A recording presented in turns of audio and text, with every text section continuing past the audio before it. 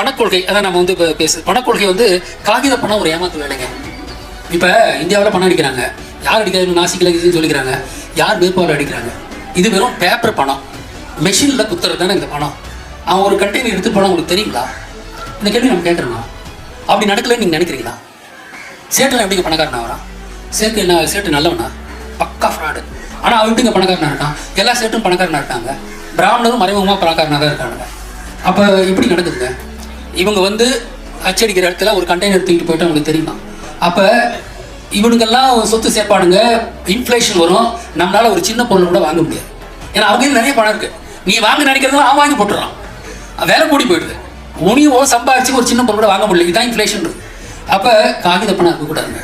தாமிரம், வெள்ளி, தங்கம், இதுதான் நமக்கு பணக்கொள்கை. இதுதான் இருக்கணும்.